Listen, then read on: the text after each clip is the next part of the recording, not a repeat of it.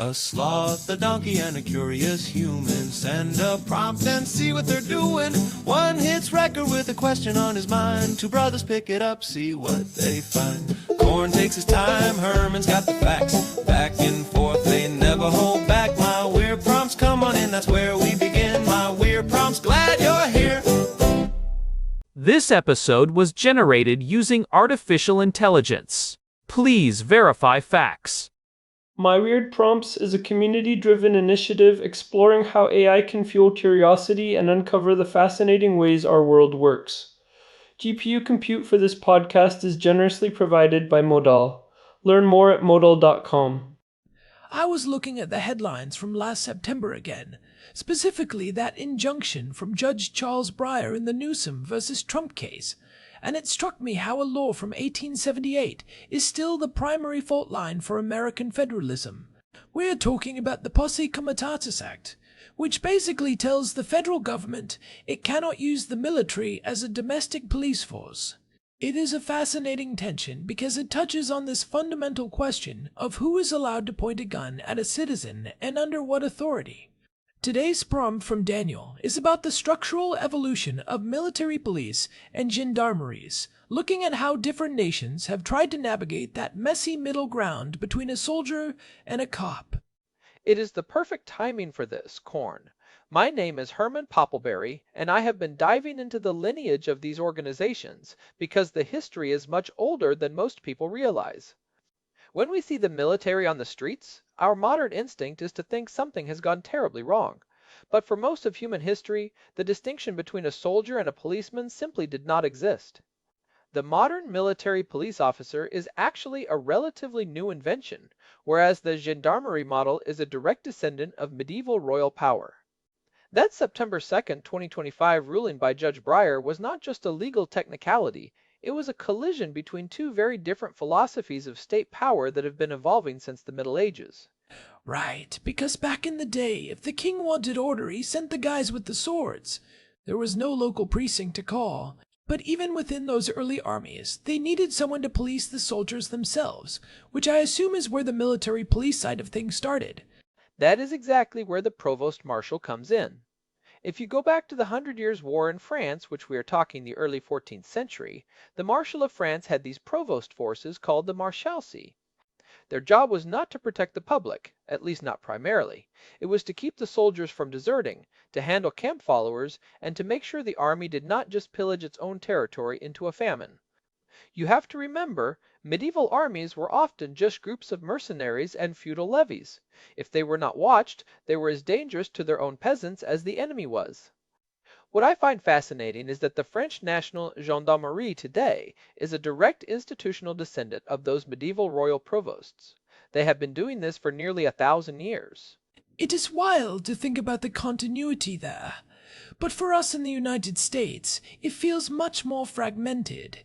We did not really have a formal military police corps until quite late, did we? I know George Washington asked for a provost marshal in 1776, but that felt more like a temporary wartime necessity than a permanent part of the national fabric. You are hitting on a major difference in how Anglo-American law treats this versus the continental European model. Washington definitely saw the need for discipline, especially with a continental army that was, let us be honest, often a disorganized mess of militias. He needed someone to hang the looters and catch the deserters. But after the Revolution, the United States was deeply suspicious of standing armies. We had the general police duties formalized in 1821 under the War Department regulations, but the actual military police corps as a unified, centrally directed branch of the Army did not really solidify until the massive expansion of World War II. Before that, it was mostly ad hoc units assigned to specific commanders. We did not want a centralized military force that could be turned inward. Which makes sense given our historical allergy to federal military power. But this brings us to that core conceptual distinction Daniel wanted us to explore. You have the military police on one hand and the gendarmerie on the other. For a lot of people, those terms might sound interchangeable, but legally and operationally, they are worlds apart. They really are. The simplest way to think about it is jurisdiction. A military police officer, or an MP, is generally focused inward. Their world is the military installation, the military personnel, and the specific operations of the armed forces. If an MP pulls you over, it is probably because you were speeding on a base or you are a soldier who went AWOL. They generally do not have standing authority over the civilian population once they step off that federal property.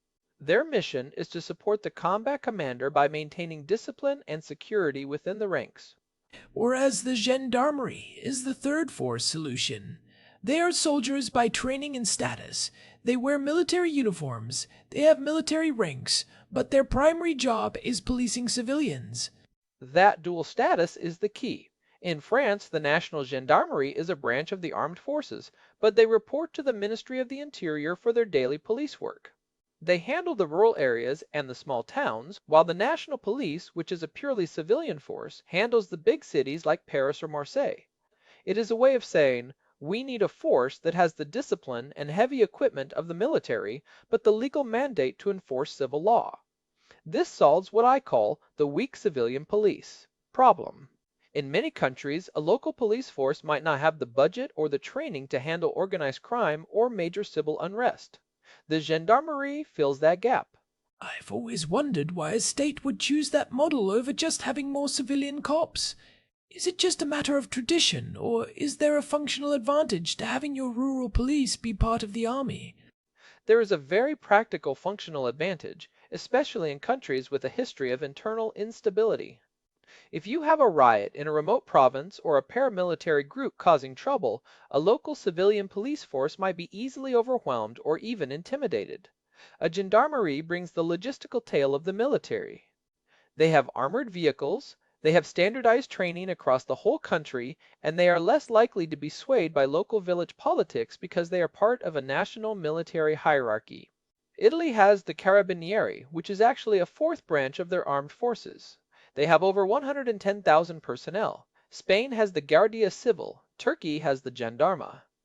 These are all variations on that same theme, a military force that is comfortable in a civilian environment. It sounds like a Goldilocks solution. The regular army is too blunt a tool for civilian crowds. They are trained to destroy targets, not read people their rights. But a local sheriff might be too weak. The gendarmerie is meant to be just right.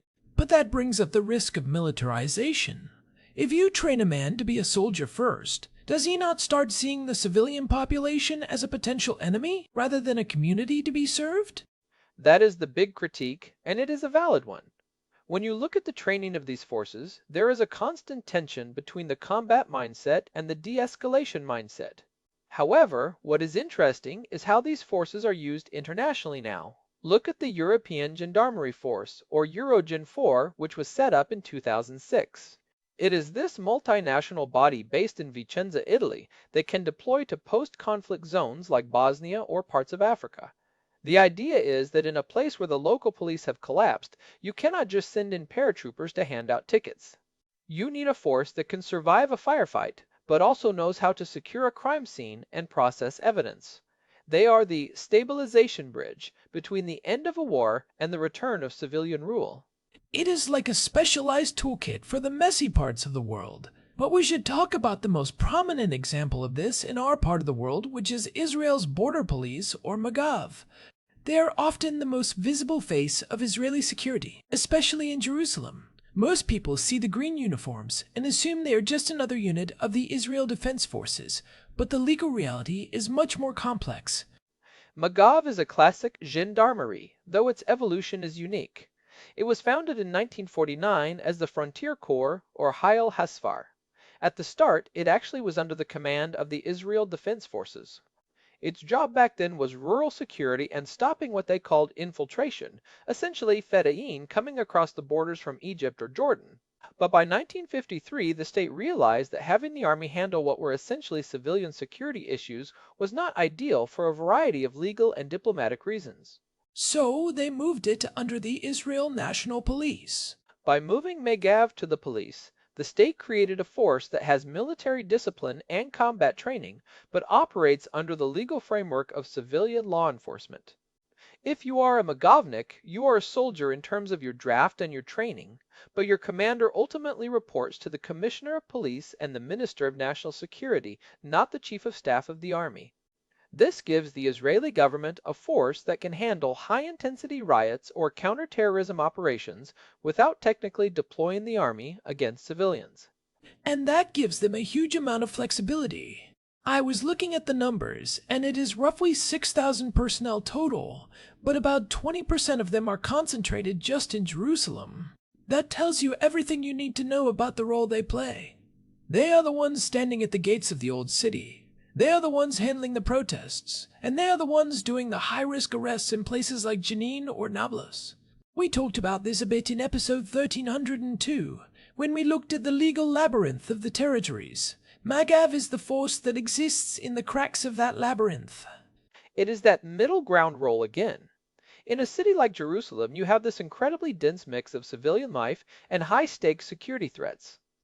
A regular infantry unit from the Israel Defense Forces might not have the crowd control training to handle a religious procession that turns into a riot, while a standard blue-shirt police officer might not be equipped to deal with an armed terrorist attack. Magav is designed to be the force that can do both simultaneously. They are trained in everything from riot gear and tear gas to high-end urban warfare. But that middle ground is also where the most friction occurs, because they are military trained and often deployed in very hostile environments. They face a lot of scrutiny regarding human rights and the use of force.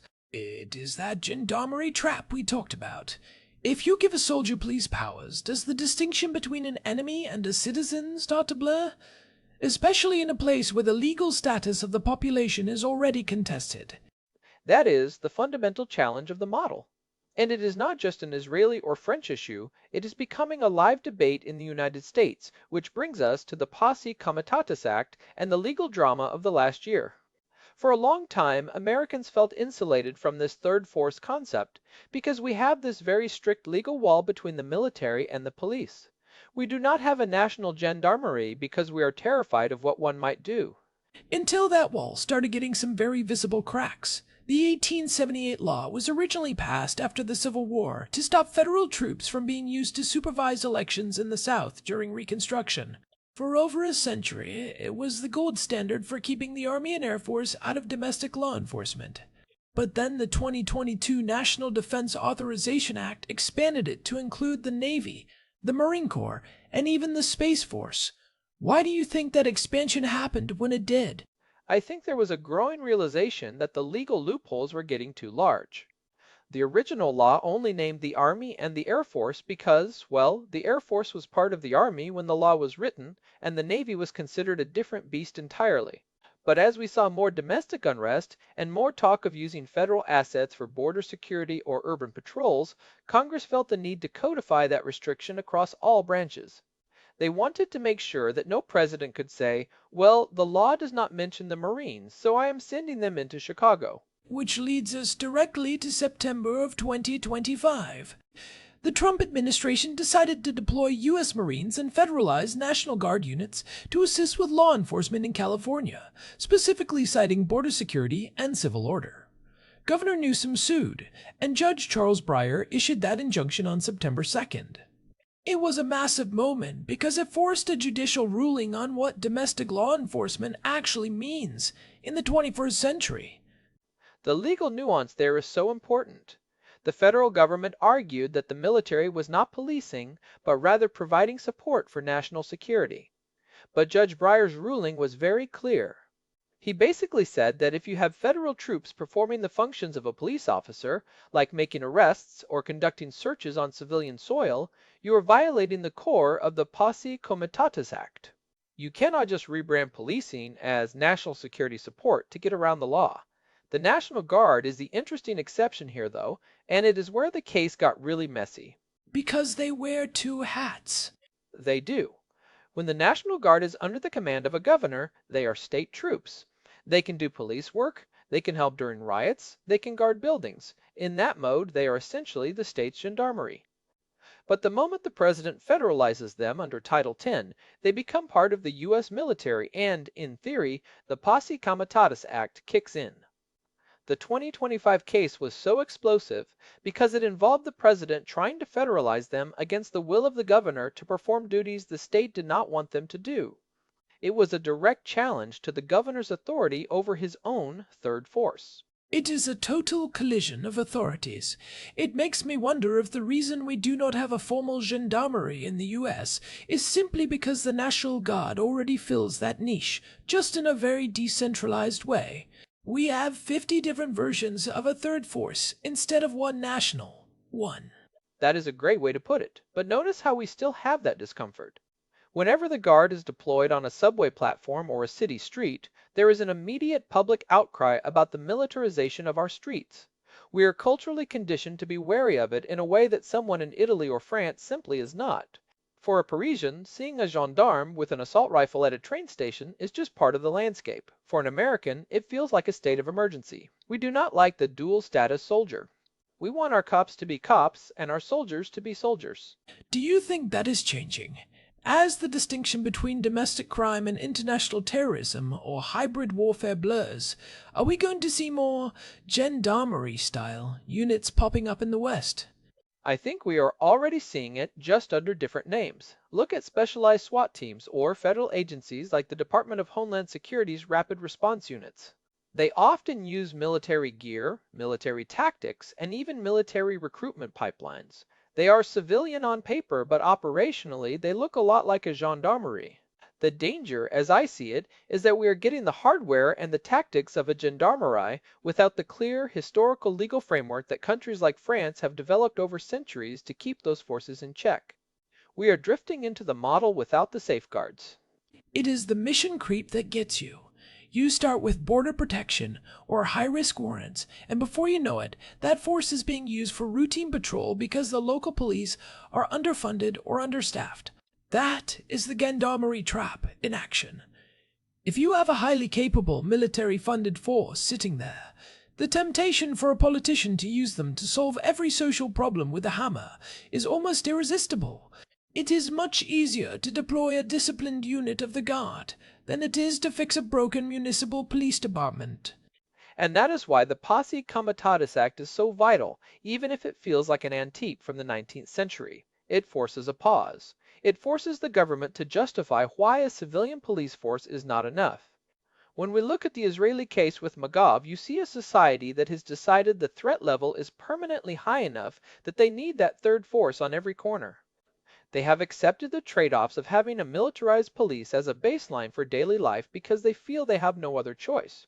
It is a different social contract.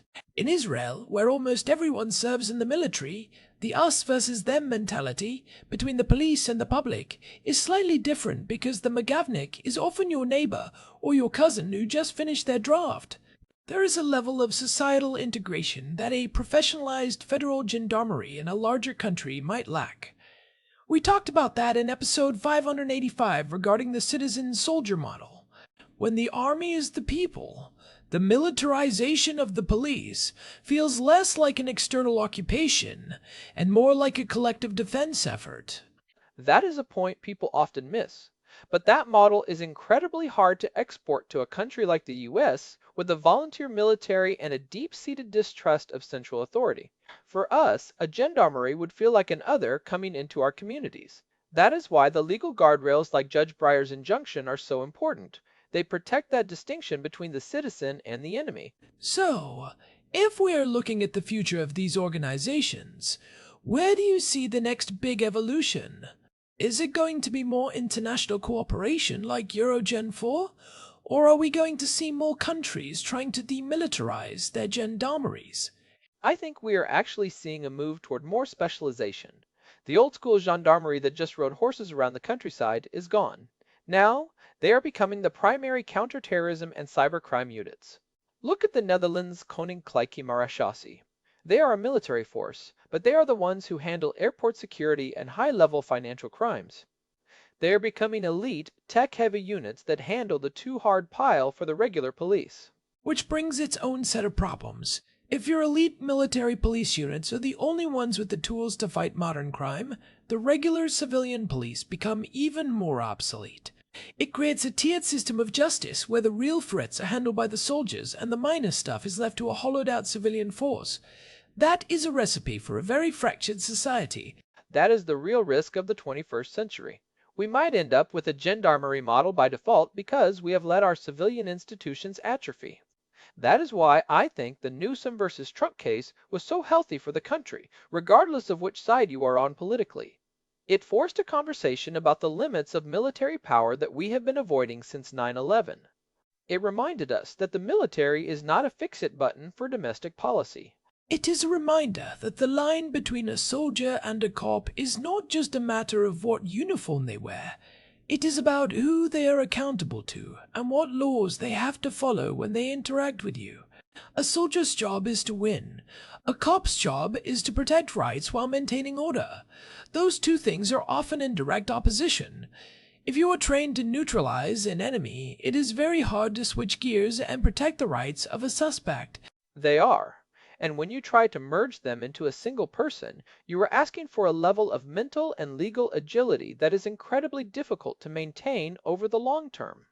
The history of the provost marshal and the evolution of Magav show us that states will always want that third force because it is convenient and powerful.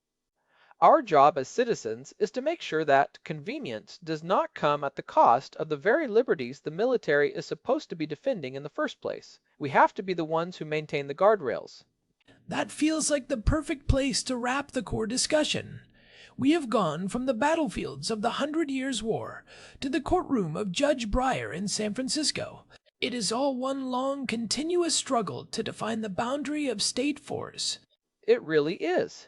And the more you look into the specifics, the more you realize that these acronyms and legal terms like Posse Comitatus are not just jargon. They are the guardrails of a free society. They are the difference between a citizen and a subject. Before we get to our final takeaways, I want to make sure we mention the practical side of this for the listeners. When you are traveling or looking at global news, look for that dual authority signature. If you see a police force that uses military ranks or reports to a Ministry of Defense, you are looking at a gendarmerie. Understanding that helps you understand how that state views its own population and its own security needs. It changes the way you look at a man in a green uniform at a checkpoint. That is a great tip. The Carabinieri in Italy are a great example of that. They are incredibly proud of their military status. They were founded in 1814 as a royal police force. But they are also the people you call if your car gets stolen.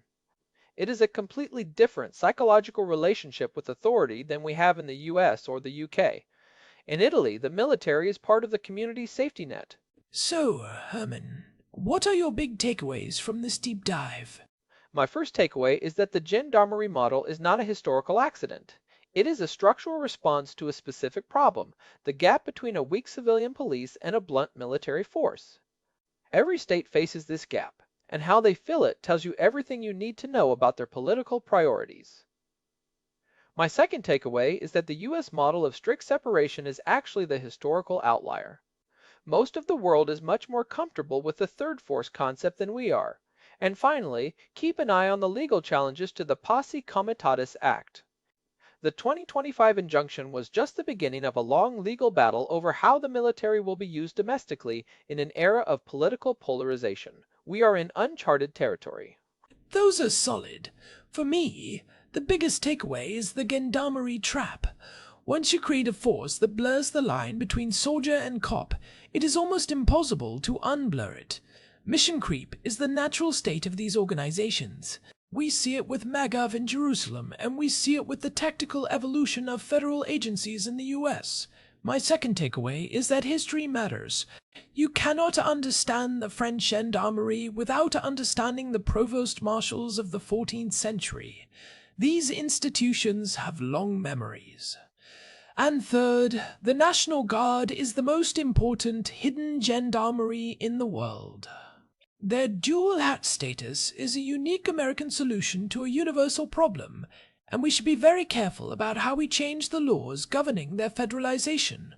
If we break the Guard's dual hat model, we might find ourselves with a national gendarmerie we never asked for.